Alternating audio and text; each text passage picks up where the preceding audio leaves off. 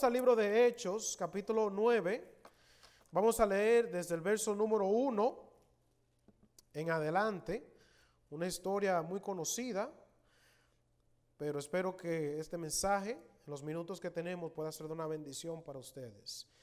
Dice en el verso 1, Saulo, respirando aún amenazas y muerte contra los discípulos del Señor, vino al sumo sacerdote y le pidió cartas para las sinagogas de Damasco, a fin de que se hallase algunos hombres o mujeres de este camino, los trajese presos a Jerusalén. Mas yendo por el camino, aconteció que al llegar cerca de Damasco, repentinamente le rodeó un resplandor de luz del cielo, y cayendo en tierra oyó una voz que le decía: Saulo, Saulo, ¿por qué me persigues? Él dijo: ¿quién eres, Señor? Y le dijo: yo soy Jesús, a quien tú persigues. Dura cosa te es dar coces contra el aguijón.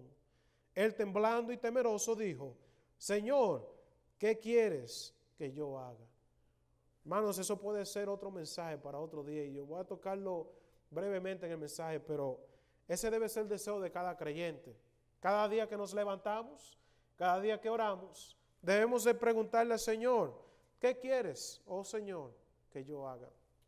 Dice, y el Señor le dijo: levántate y entra en la ciudad y se te dirá lo que debes hacer. Vamos a orar. Padre amado, damos las gracias, Señor, por la oportunidad de estar en tu casa un domingo en la tarde, en la noche.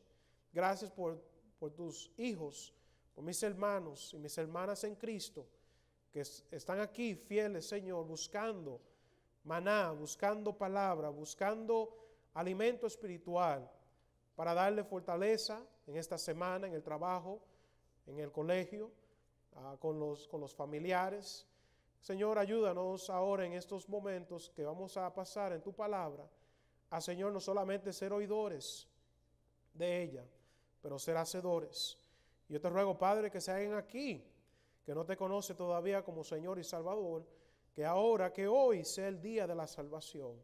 Y yo te ruego, Señor, por cada creyente que está aquí, que ya, Señor, está en rumbo para el cielo, que, Padre, pueda ser animado, que pueda, Señor, ser motivado, y que también, Señor, pueda ser ayudado a continuar en esta jornada, en este camino que tenemos, Señor, que hacer tu voluntad. Te ruego todo esto en el precioso nombre de Cristo Jesús.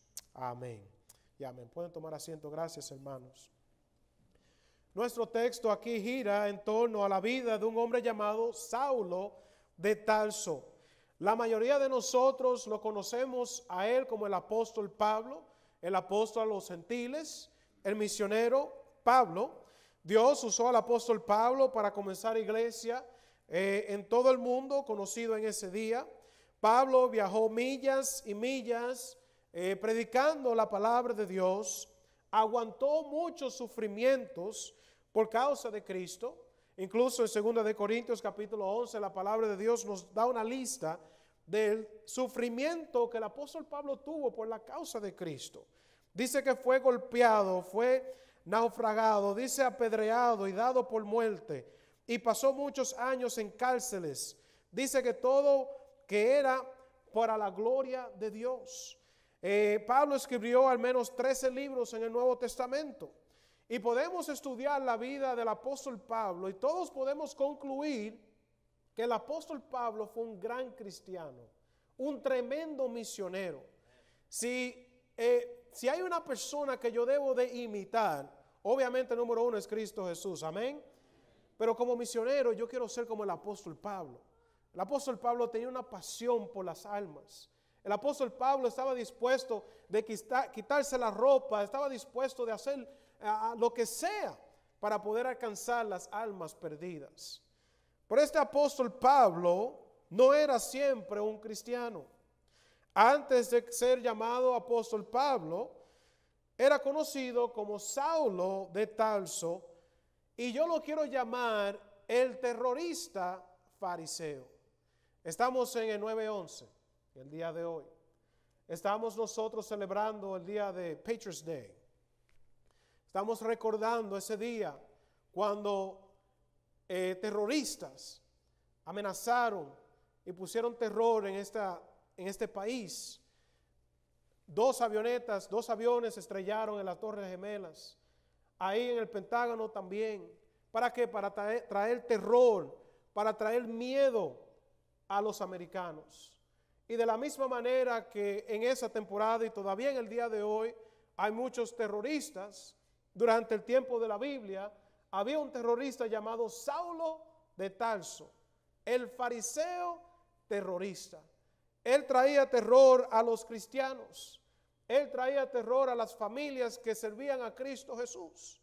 Cuando las familias escuchaban, por ahí viene Saulo, la gente se escondía.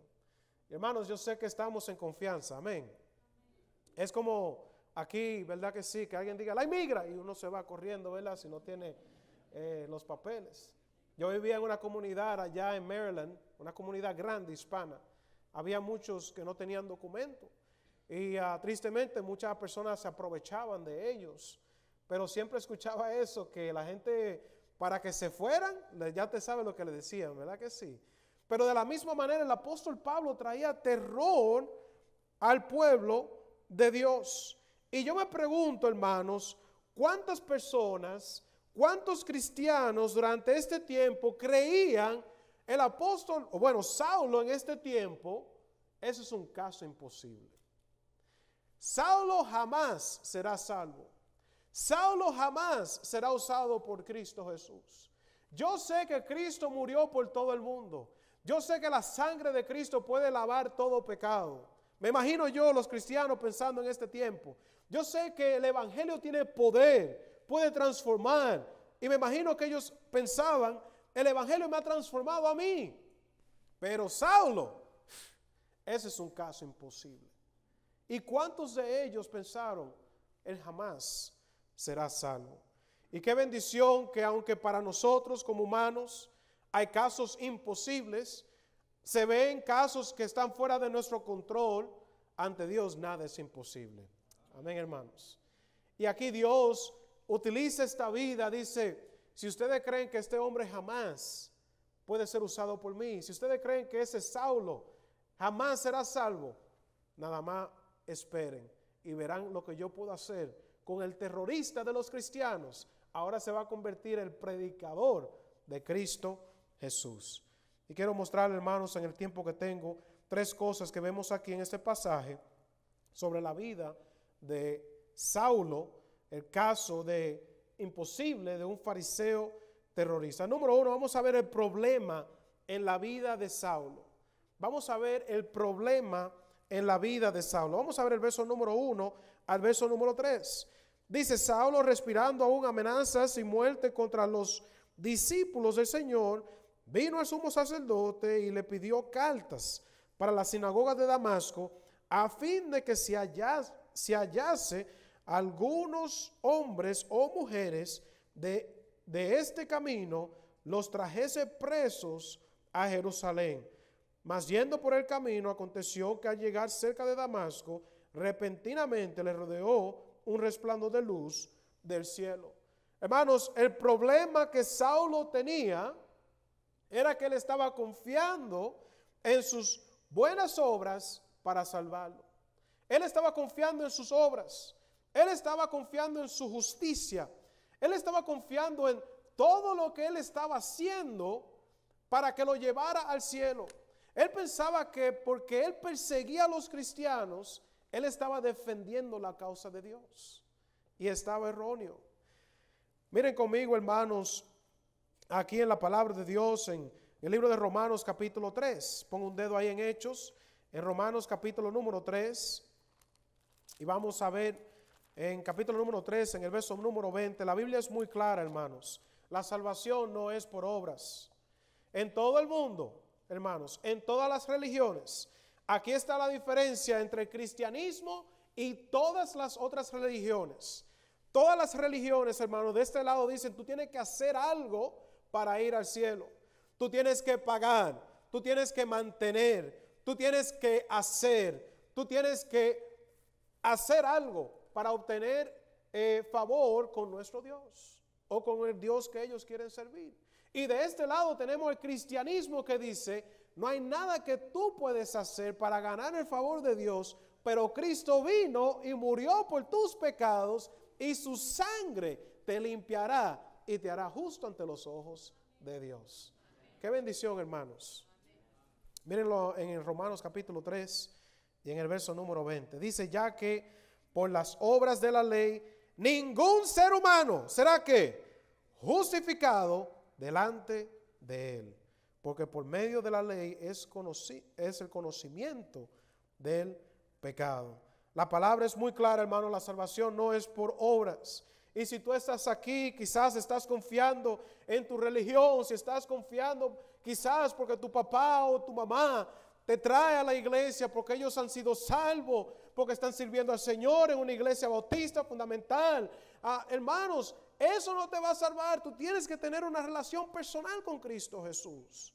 La salvación no es por obras. Tú puedes pasar todos los tratados, tú puedes predicar todos los mensajes, tú puedes dar todo el dinero, tú puedes ayudar a todos los pobres. Ninguna de esas obras te llevarán al cielo, solo Cristo Jesús te puede salvar. El problema de Saulo era que él estaba confiando en sus buenas obras. Fariseo de los fariseos. La Biblia nos enseña en el libro de Filipenses que ante otros él era irreprensible. No había nada que tú podías encontrar en la vida de Saulo y decir, ¿tú te acuerdas de esos tacos que vendieron en el día de hoy? Quedaba uno en la nevera y Saulo fue que se lo comió. Nadie te iba a creer eso. ¿Por qué? Porque Saulo era irreprensible. Era un hombre honesto, un hombre justo, un hombre que seguía la palabra de Dios y la gente no podía encontrar nada en la vida de él y decir, Saulo es un adúltero, Saulo es un mentiroso, Saulo este y aquello. No podían encontrar nada de eso, porque Saulo tenía una vida íntegra, pero él estaba confiando en sus obras para salvarle. Ese fue el problema que él tuvo. Yo quiero que noten conmigo, número 2, el poder de Dios en la vida de Saulo. El poder de Dios en la vida de Saulo. Vamos a regresar a Hechos capítulo 9. Hechos capítulo 9. Verso número 4 y 5 nos dice, y cayendo en tierra oyó una voz que le decía, Saulo, Saulo, ¿por qué me persigues? Dice la palabra de Dios, él le dijo, ¿quién eres, Señor? Y le dijo, yo soy Jesús, a quien tú persigues. Dura cosa te es dar cosas contra el aguijón. Saulo estaba en un tiempo en su vida donde nadie podía ganarlo para Cristo. Pero aunque el hombre no podía quizás ganarlo para Cristo, qué bendición que no hay nada imposible para nuestro Dios. En Romanos 1:16 nos dice, porque no me avergüenzo del evangelio, porque es poder de Dios para salvación a todo aquel que cree, al judío primeramente y también al griego. Noten en el verso número 4 cómo Dios confrontó a Saulo. Dice en el verso número 4, Saulo, Saulo, ¿por qué me persigues? Nota que Cristo no le dijo a Saulo, Saulo, Saulo, ¿por qué persigues la iglesia? ¿Por qué persigue a estos cristianos? ¿Por qué persigue a estas familias? No, él dijo, ¿por qué me persigues a mí? Entonces, Dios estaba confrontándole con el pecado que él tenía, el problema que él tenía. El problema era contra Dios.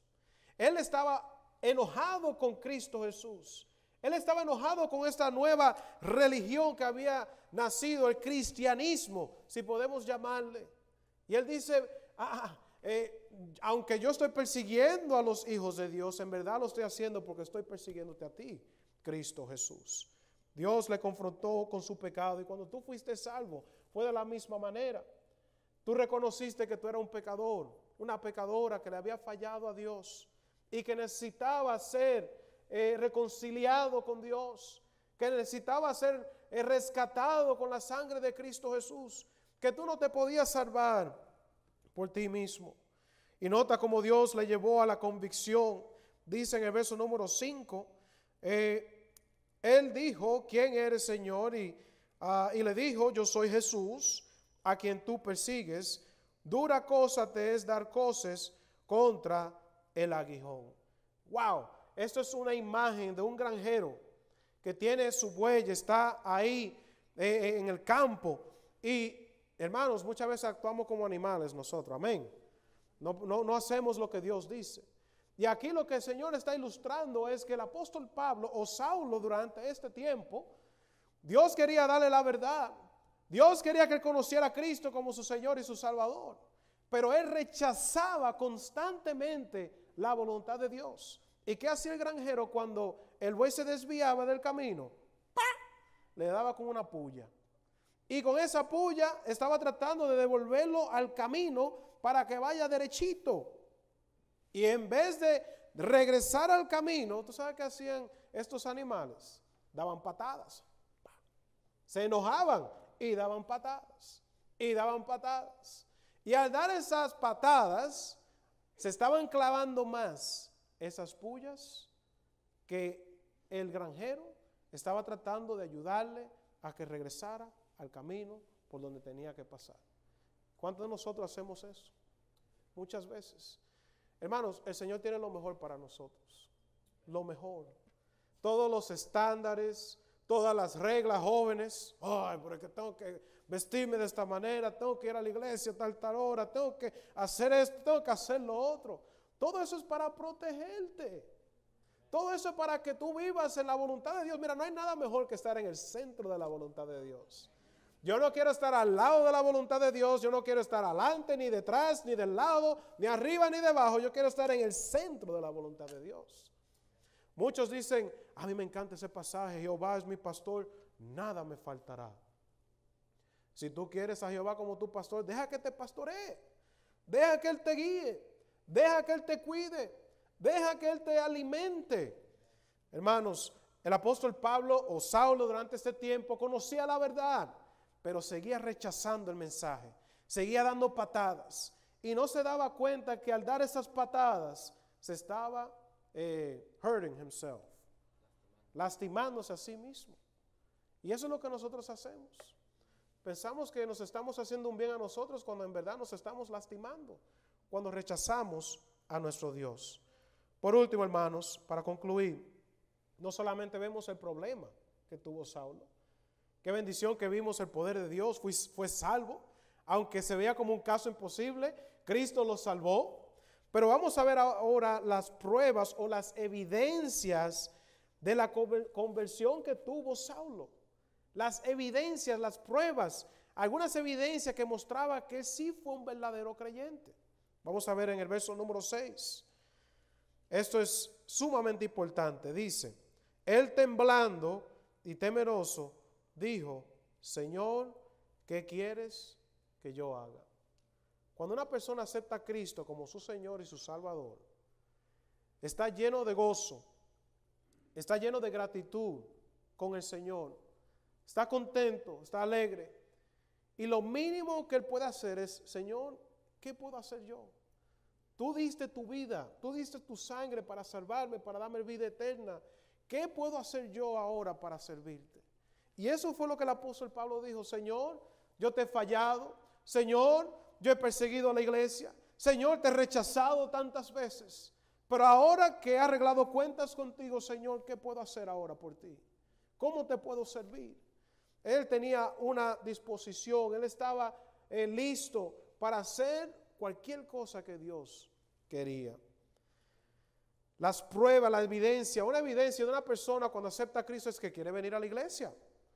Hay un hombre nuevo dentro de él, el Espíritu Santo ahora vive y mora dentro de él. Y ese Espíritu dice, ve a la iglesia.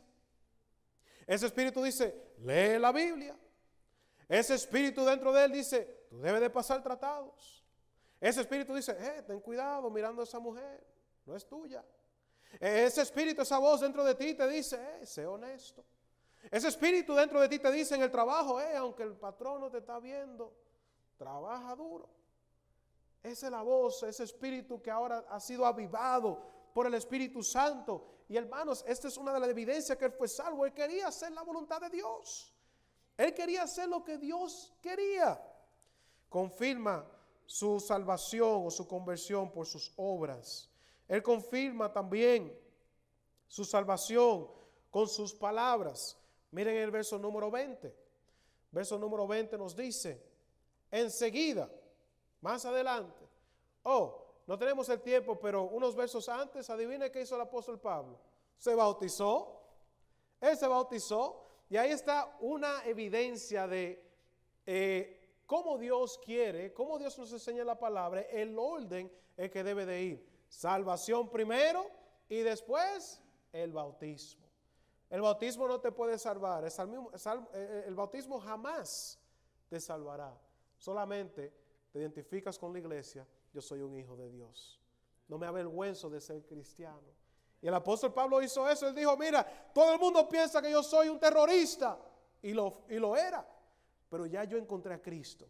Y me quiero identificar con Él. No me avergüenzo de Cristo. Se bautizó. En el verso número 18 pueden ver eso. Y verso 19. Pero en el verso número 20 dice, enseguida predicaba ¿a quién? A Cristo en las sinagogas diciendo que este era el Hijo de Dios. ¡Wow!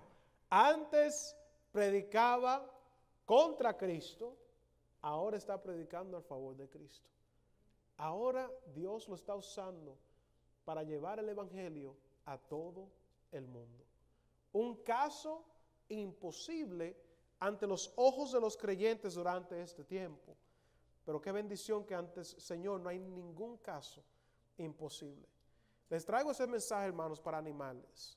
Todos nosotros tenemos familiares, tenemos a padre, madre, hermanos, primos, tíos, que no son salvos. Muchos que no quieren venir a los pies de Cristo Jesús. Y quizás tú dices, wow, pero es ese tío mío, ese papá mío, ese hijo mío, es un caso imposible. Y quizás se vea como un caso imposible, pero no te des por vencido.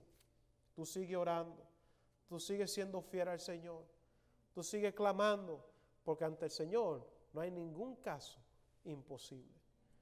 Y si tú eres salvo, estás aquí, tú vas en rumbo para el cielo, tienes evidencias, tienes una fe que obra, porque Dios nos ha creado con un propósito. Dios no solamente quiere que vengamos a la iglesia para escuchar los mensajes e irnos para la casa, pero Dios nos ha salvado con el propósito de servirle a Él.